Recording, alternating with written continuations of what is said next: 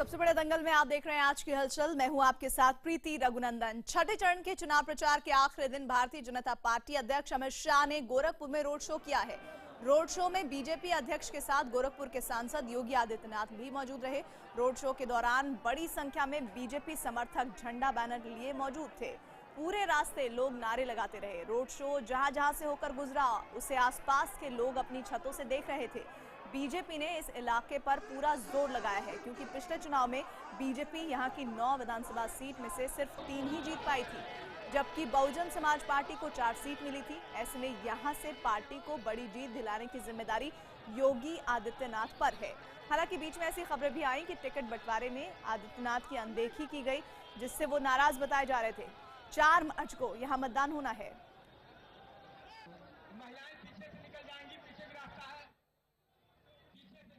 एक तरफ गोरखपुर में बीजेपी अध्यक्ष अमित शाह रोड शो कर पार्टी की जीत पक्की करना चाहते हैं, तो दूसरी ओर पीएम मोदी के संसदीय सीट वाराणसी में भी बीजेपी के लिए प्रतिष्ठा की सीट वो बनी हुई है।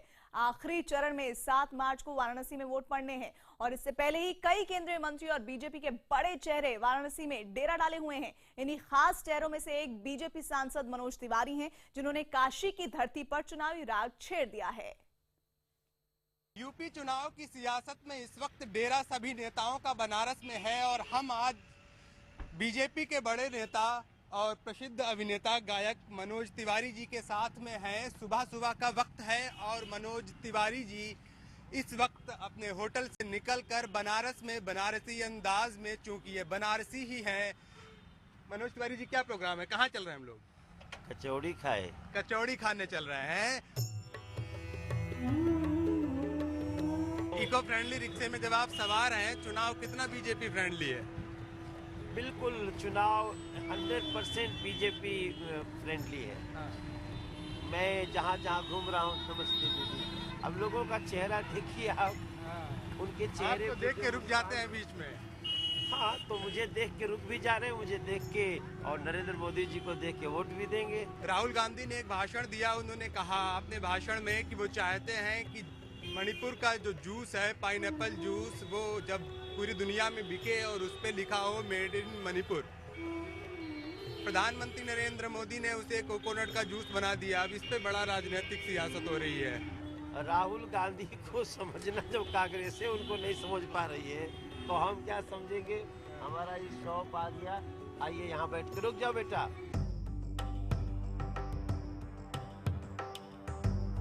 अरे काशी हो राजा बनारस हो, काशी हो राजा बनारस हो, छूके त देख पारस हो। सतयुग से मोदी युग तक महिमा ये कर जस के तस हो। काशी हो राजा बनारस हो, छूके तो देख पारस। हर हर पूर्वांचल को अपना सुबह मिल गई है, पूर्वांचल को भोर मिल गया है। उठ जाग मुसाफिर भोर भई, अब रहे न कहाँ जो सोवत है। नरेंद्र मोदी उत्तर प्रदेश का भोर है भैया। जो जागत है सो पावत है, जो सोवत है सो खोवत है। हम सभी जाग रहे हैं सर, और जागने पर ही कचौड़ी मिलेगी। अगर उत्तर प्रदेश की बात, पूर्वांचल की बात करनी हो, तो ये राहुल गांधी का चर्चा ही छोड़ दीजिए, क्योंकि Rahul Gandhi out of the script है। रैलियां तो बहुत कर रहे हैं, क्या करेंगे? काम नहीं है और इतना पैसा वैसा लूट के रखे हैं, तो जब जब चुनाव आएगा एक बार फिर शोरूम से बाहर निकलेंगे, हाथ पैर मारेंगे। जो राहुल गांधी प्रधानमंत्री का चेहरा होता था, वो राहुल गांधी एक पद से जा रहे मुख्यमंत्री के पीछे खड़ा हो, इससे बड़ा दुर्भाग्य राहुल गांधी जी का क्या हो सकता है? प्रदेश में सीएम की पत्नी को डर लगता हो, डिंपल भाभी को डर लग रहा है साहेब, तो जब सीएम साहब की पत्नी को डर लग रहा है, वहां भी अगर मनोज तिवारी अपने से घूम रहे थे, उसका कर्म है। ये नरेंद्र मोदी का काम है कि हम सड़क पे घूम रहे, सब लोग प्यार कर रहे हैं। जब जनता प्यार करने लगती है तो पुलिस की जरूरत नहीं आती है दोस्त। जब आपका कर्म आपको डराता है तब तो पब्लिक आपको थप्पड़ मारेगी। हाँ, गली गली से निकलेंगे सच के, गली गली से निकलेंगे सच के। हो यूपी में बीजेपी की बारी है, देखो गजब तैयारी है, तैयारी है, तैयारी है, तैयारी है। हाँ, ढोल बजेगा, बाजा बजेगा, ढोल बजेगा, बाजा बजेगा। हो गाता मनोज तिवारी है, यूपी में बीजेपी की बारी है, बारी है, यूपी में बीजेपी की बारी है। पूर्वांचल को सजाने की तैयारी है, यूपी में बीजेपी की बारी है।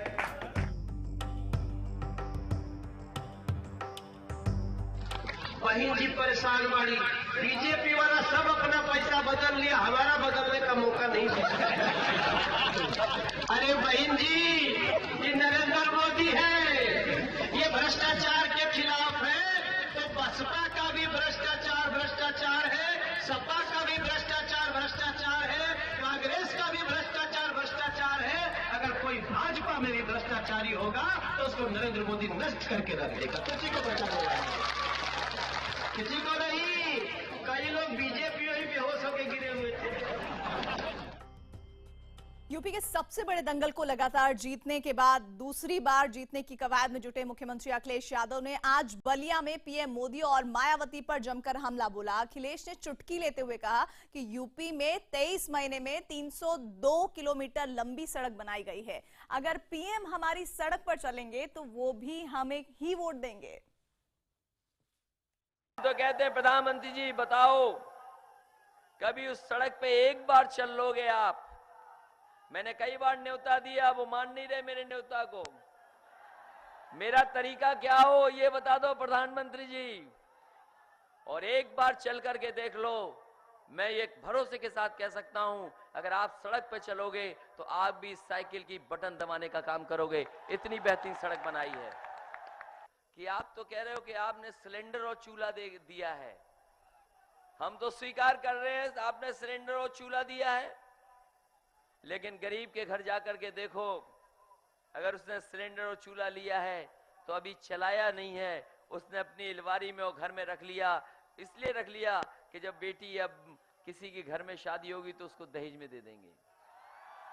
और सवाल ये है कि बहुत दे दिया गैस चूल्हा आपने, बताओ सिलेंडर की कीमत क्यों बढ़ा रहे हो लगातार? और गरीबों को कितने सिलेंडर दोगे ये भी बताते जाओ। जो ठेका दिलाने वाले थे वो चले गए और अब तो जोड़ी बन गई होगी उनकी। और सोचो, बुआ क्या गए होंगे तो घुटनों के बल तो बैठाया ही होगा और रेंगते हुए गए होंगे। और हमने तो ये जाना है, सुना है, जो निकल के आता है उनके दल से, कि बुआ बिना नकदी के किसी को टिकट नहीं देती हैं। तो जिन्होंने कमाया, जिन्होंने दिलाया, वो खर्चा करके हमारी बुआ क्या चले गए। सबसे बड़े दंगल में बहुजन समाज पार्टी अध्यक्ष मायावती ने चंदौली और भदोही में चुनावी रैली को संबोधित किया। अपनी रैली में मायावती ने बीजेपी और एसपी पर निशाना साधते हुए कहा कि बीएसपी को हराने के लिए दोनों दल मिल गए हैं। प्रधानमंत्री श्री नरेंद्र मोदी का अपनी हर चुनावी जनसभा में अक्सर ये कहना कि सपा व बीएसपी आपस में मिले हुए हैं, जिस पर यहाँ जल्दी से कोई भी, खासकर 1995 की घटना के बाद मेरे ख्याल कोई भी जल्दी से यकीन नहीं कर सकता। जबकि वास्तव में प्रधानमंत्री श्री नरेंद्र मोदी खुद ही अपने राजनीतिक स्वार्थ में शुरू से ही यहाँ समाजवादी पार्टी से मिले हुए हैं।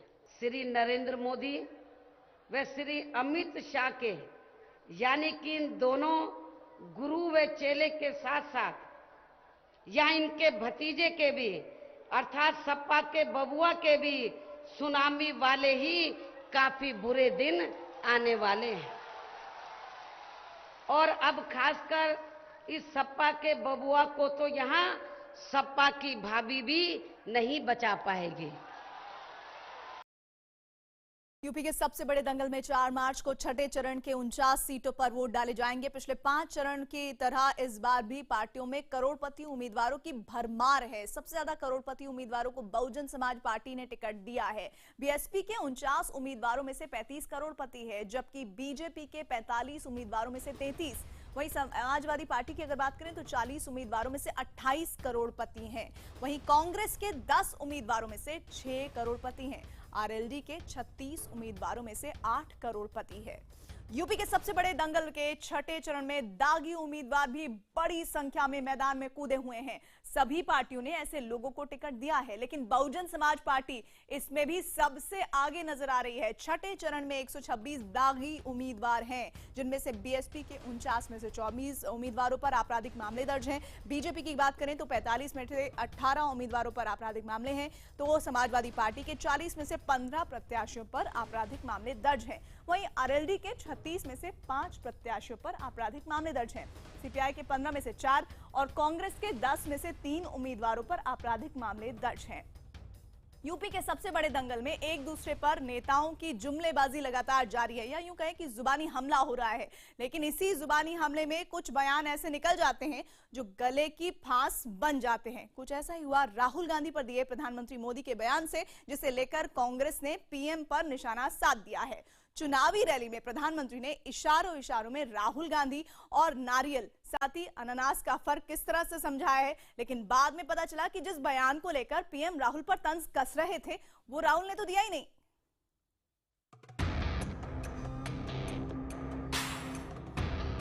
कि अब वो मणिपुर से नारियल का जूस निकालेंगे और नारियल का जूस निकाल करके इंग्लैंड में बेचेंगे। मणिपुर के कोकोनट का जूस कभी देखा है आपने? इन्होंने कल कहा मणिपुर के कोकोनट जूस को हम एक्सपोर्ट करेंगे।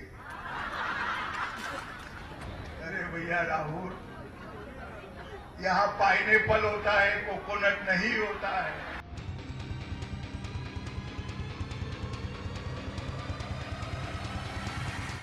पहले यूपी के महाराजगंज की चुनावी सभा में प्रधानमंत्री ने तंज कसे और फिर इसी स्टाइल में बीजेपी अध्यक्ष अमित शाह ने भी मणिपुर में मजाक उड़ाया। दोनों जगह इस बयान पर जमकर ठहाके लगे। निशाने पर कांग्रेस उपाध्यक्ष राहुल गांधी थे। राहुल ने एक दिन पहले ही मणिपुर की चुनावी रैली में किसानों का मुद्दा उठाया था। इस दौरान राहुल ने कहा कि मेरा सपना है कि यहाँ के अनानास का जूस विदेशों में बेचा जाए। यहाँ आप नींबू उगाते हो, नारंगी उगाते हो, पाइनएप्पल उगाते हो। मैं चाहता हूं कि एक ऐसा दिन आए कोई लंदन में पाइनएप्पल जूस पिए और डब्बे पे देखे मेड इन मणिपुर।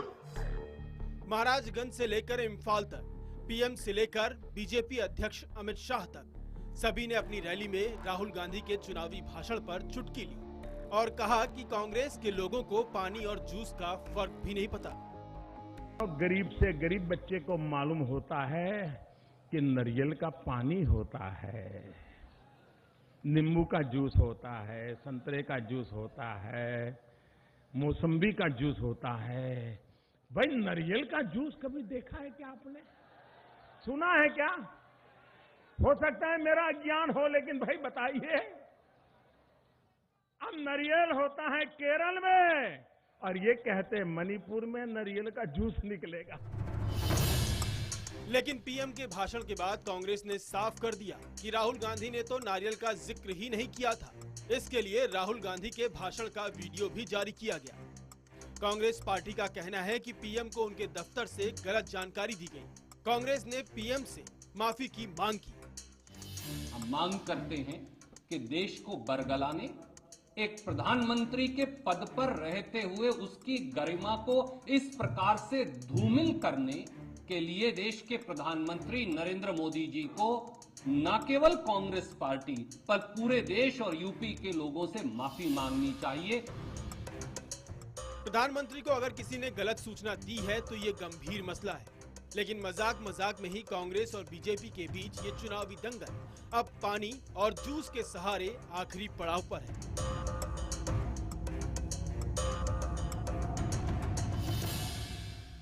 यूपी के दंगल में छठे और सातवें चरण से पहले बीजेपी ने चुनाव आयोग को एक चिट्ठी लिखी है। बीजेपी ने दोनों चरणों में संवेदनशील और अति संवेदनशील बूथों पर मतदान के लिए चुनाव आयोग से अर्धसैनिक बलों को तैनात करने की मांग की है। बीजेपी ने मुख्य चुनाव आयोग को भेजी शिकायत में कहा है कि चुनाव में बड़ी संख्या में महिला मतदाता बुर्का पहनकर मतदान करने आती हैं। इनकी पहचान करने के लिए पर्याप्त संख्या में महिला पुलिस तैनात करना आवश्यक है।